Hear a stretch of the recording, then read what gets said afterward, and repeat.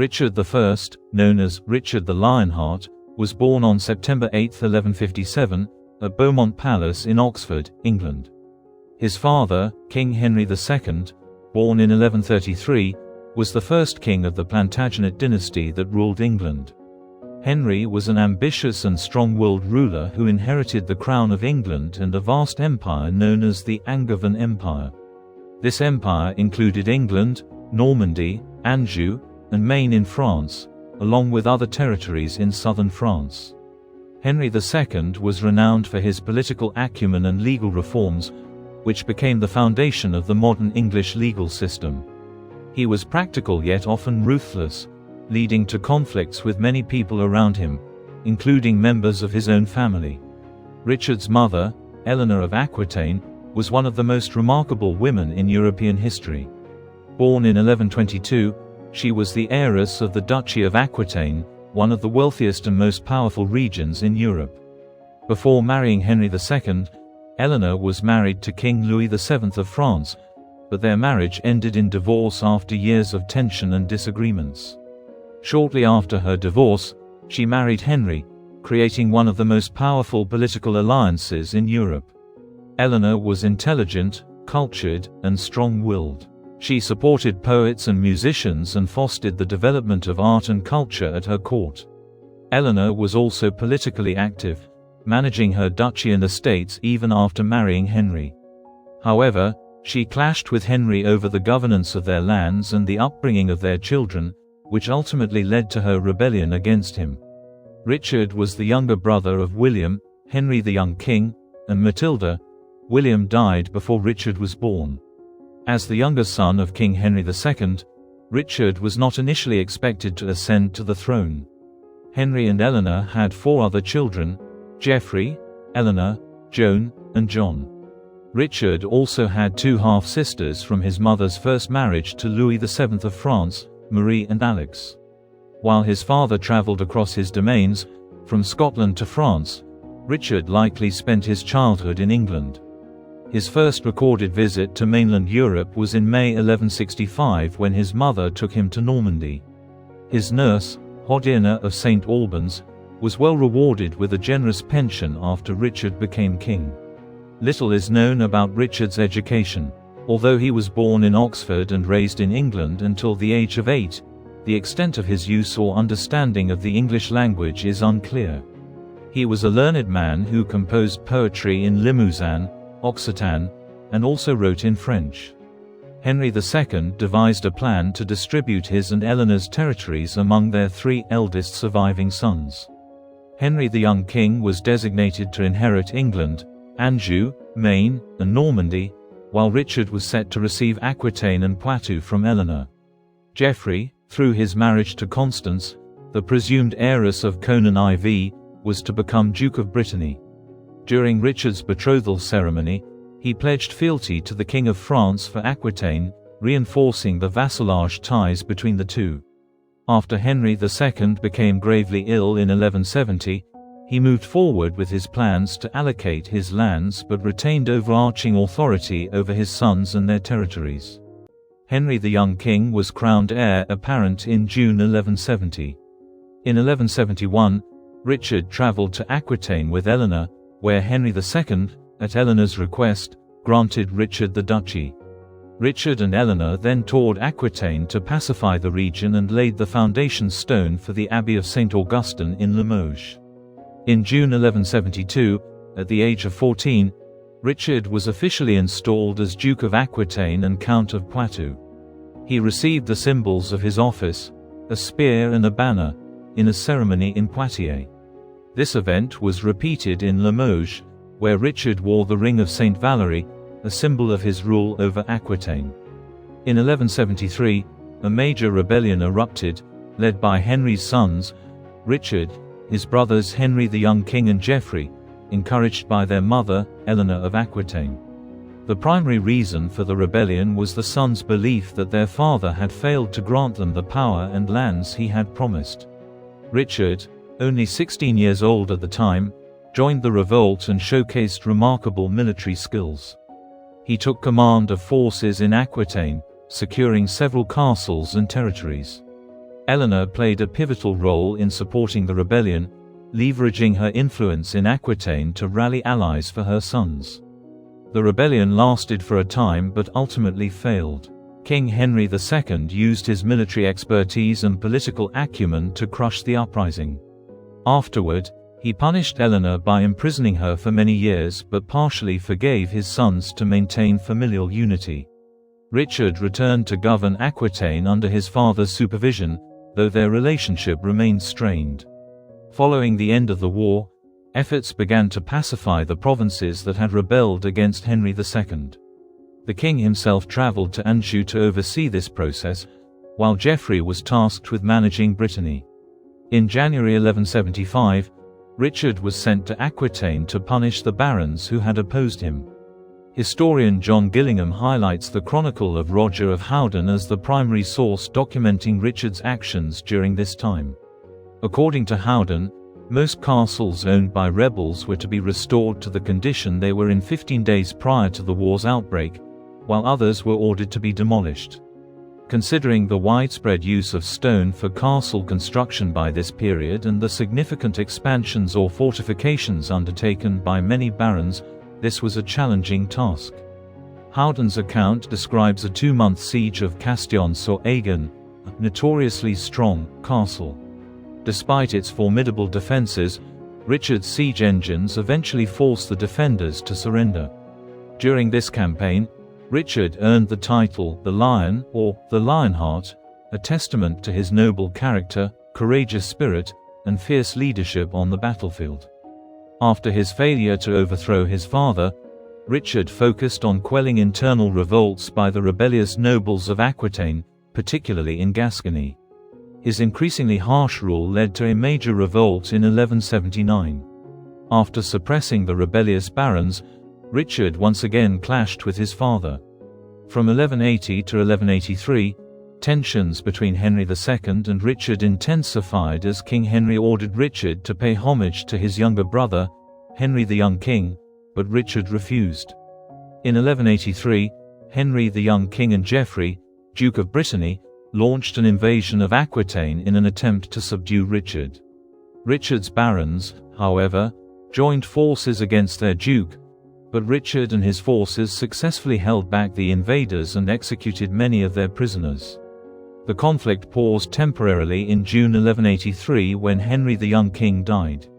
With his death, Richard became the eldest surviving son and the rightful heir to the English throne.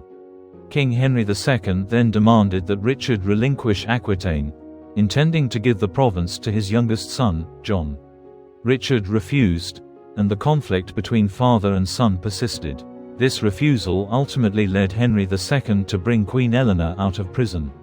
He sent her to Aquitaine, demanding that Richard surrender his lands to his mother, who would regain control over those territories. In 1187, aiming to strengthen his position, Richard formed an alliance with Philip II, the 22-year-old son of Eleanor's ex-husband Louis VII. Following news of the disastrous Battle of Hatton, Richard took the cross at Tours alongside other French nobles. In return for Philip's support against his father, Richard paid homage to Philip in November 1188. On the 4th of July 1189, Richard and Philip's forces defeated Henry II's army at Balance. In the aftermath, Henry agreed to name Richard as his heir apparent. 2 days later, Henry II died in Chinon, and Richard ascended to the thrones of England, Normandy, and Anjou. According to Roger of Howden, Henry's corpse bled from the nose in Richard's presence, a sign believed by some to indicate that Richard had caused his father's death. The First Crusade, 1096 to 1099, was driven primarily by religious zeal, the desire to reclaim Jerusalem, and concerns over the growing power of Muslim forces in the Holy Land. The Crusaders were motivated by promises of spiritual rewards, including indulgences and the hope of salvation, as well as the appeal of territorial conquest. Pope Urban II's call at the Council of Clermont urged European knights and peasants to join in a holy war to protect Christian pilgrims and recapture Jerusalem from Muslim control. The Crusaders, divided into several armies, faced numerous challenges, including the harsh terrain of Anatolia, conflicts with the Byzantine Empire, and internal divisions. They managed to capture key cities like Antioch and Jerusalem after a prolonged siege. The siege of Jerusalem in 1099 was particularly brutal, culminating in the massacre of its inhabitants.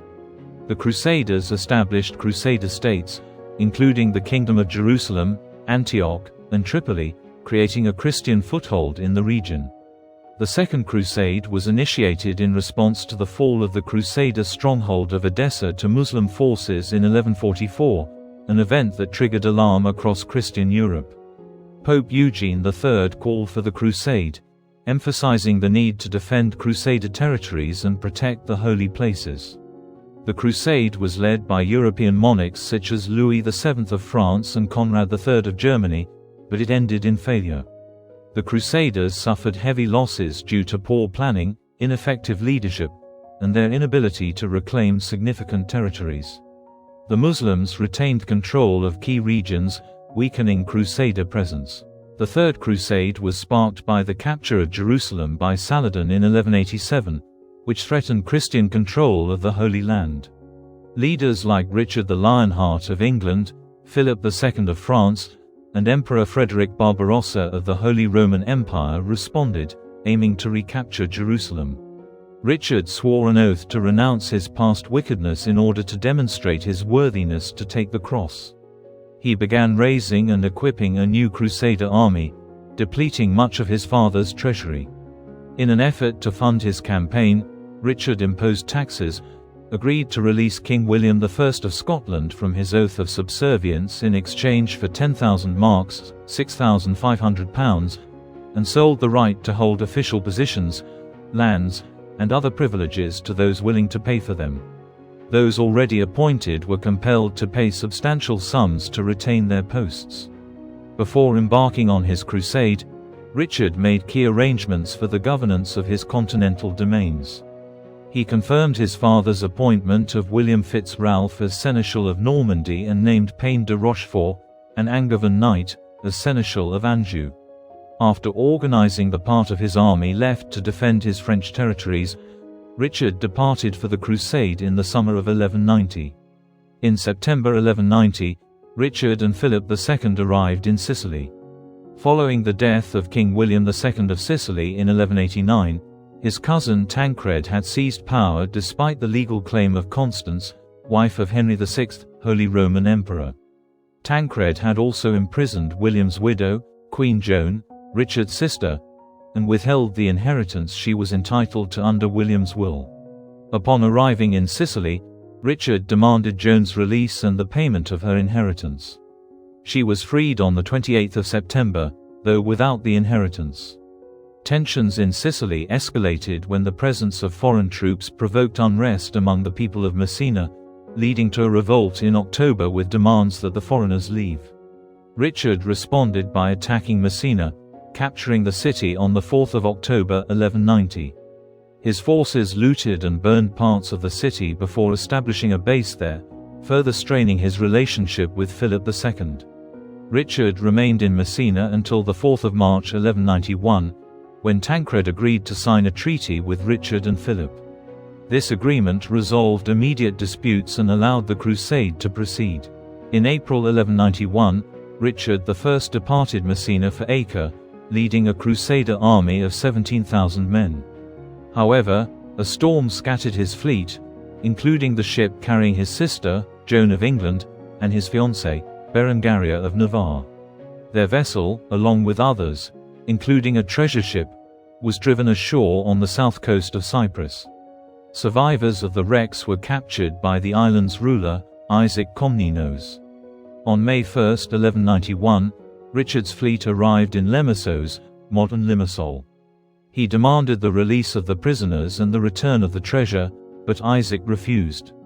In response, Richard landed his troops and swiftly captured Lemissos. His conquest of Cyprus proved to be of significant strategic importance. The island was vital for securing maritime lanes to the Holy Land, ensuring the Crusaders could maintain supply routes and naval dominance. Cyprus would remain a Christian stronghold until its Ottoman conquest in 1570. While in Cyprus, Richard married Berengaria of Navarre on May 12, 1191, in the chapel of St. George in Lemissos. The ceremony, attended by his sister Joan, was marked by great celebration, with feasts, parades, and public festivities. The marriage was part of a calculated political alliance, securing the Kingdom of Navarre as a fief and strengthening the southern borders of Aquitaine, Richard's ancestral land. Eleanor of Aquitaine, Richard's mother, strongly supported the union for these reasons. Richard briefly brought Berengaria on the crusade, though they later returned separately to Europe. Berengaria struggled with the journey and did not set foot in England until after Richard's death. Their marriage remained childless, and their time together was limited, largely defined by Richard's military campaigns and political obligations. Richard I landed at Acre on June 8, 1191, bringing significant reinforcements for the Crusaders besieging the city. He quickly aligned himself with Guy of Lusignan, a Poitevin vassal and widower of Sibylla of Jerusalem, who was vying to retain his title as King of Jerusalem despite opposition from Conrad of Montferrat. Conrad, the husband of Sibylla's half-sister Isabella, had defended Tyre in 1187 and earned significant support from Philip II of France and Leopold V, Duke of Austria, complicating Richard's efforts to consolidate the Crusader leadership. Richard also formed an alliance with Humphrey IV of Tyrone, Isabella's first husband, who had been loyal to Guy and possessed valuable negotiating skills, including fluency in Arabic. Richard relied on Humphrey as a translator and intermediary during tense interactions with Muslim forces. Despite suffering from a severe illness, likely Arnaldia, a disease resembling scurvy, Richard played a critical role in the final stages of Acre's siege. The city surrendered after prolonged negotiations led by Conrad of Montferrat with Saladin's garrison. The Crusaders raised their banners, those of England, France, and the Holy Roman Empire, over the captured city. However, tensions erupted between Richard and Leopold of Austria over Acre's political control. Richard's troops tore down Leopold's banner and threw it into a moat, perceiving its presence alongside the English and French standards as presumptuous, given Leopold's status as a vassal of the Holy Roman Emperor. Offended, Leopold abandoned the crusade. Philip II of France followed suit, citing ill health and ongoing disputes with Richard over control of Cyprus. Philip demanded a share of the island, and the future kingship of Jerusalem. By the time Acre was secured, Richard found himself isolated, with both Leopold and Philip having departed the crusade. This left him as the principal leader of the remaining Crusader forces, a position that came with immense responsibility and challenge. After capturing Acre, Richard I kept 3,000 Muslim prisoners as hostages to ensure that Saladin fulfilled the terms of surrender for the lands surrounding Acre. Before leaving, Philip II had entrusted his Muslim prisoners to Conrad of Montferrat, but Richard forced Conrad to hand them over to him. Concerned that the prisoners would hinder his army's progress, Richard ordered their execution. Richard then moved south and engaged Saladin's forces at the Battle of Arsif on September 7, 1191, about 50 kilometers (30 miles) north of Jaffa. Saladin tried to harass Richard's army into breaking its defensive formation for a piecemeal defeat. However, Richard maintained discipline until the Hospitallers broke ranks to charge Saladin's right wing. Richard responded with a general counterattack, securing a victory. While the Muslim army was not destroyed, its retreat was seen as dishonorable, boosting the morale of the Crusaders. In November 1191, after capturing Jaffa, the Crusader army advanced inland toward Jerusalem, reaching Beit Nuba, only 19 kilometers (12 miles) from the city. Morale inside Jerusalem was so low that the Crusaders' arrival might have led to the city's quick fall. However, severe weather, cold, heavy rain, and hailstorms, combined with fears that the Crusaders might be trapped by a relieving force, led the leaders to retreat to the coast. Richard attempted to negotiate with Saladin, but the talks failed. In early 1192, Richard and his troops fortified Ascalon. Amid growing tensions among the Crusaders, Conrad of Montferrat was recognized as King of Jerusalem, while Richard sold Cyprus to his defeated ally, Guy of Lusignan. Days later, on April 28, 1192, Conrad was assassinated by members of the assassin sect before his coronation.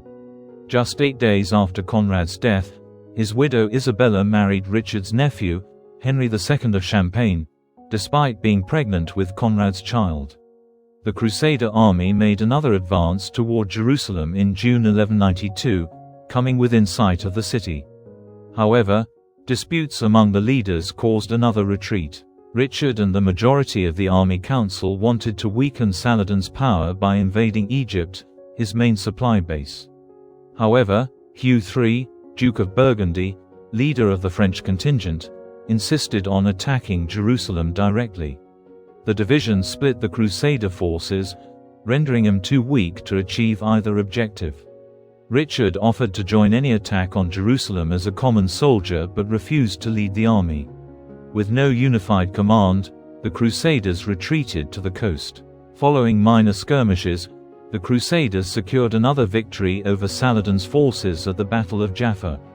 Both sides recognized the unsustainable nature of their positions. Richard, aware that Philip II and his brother John were plotting against him in his absence, realized he could delay his return to England no longer. Meanwhile, Saladin's army had suffered repeated defeats, undermining morale. On September 2, 1192, Richard and Saladin negotiated a settlement that demolished the fortifications of Ascalon, granted Christian pilgrims and merchants access to Jerusalem, established a 3-year truce.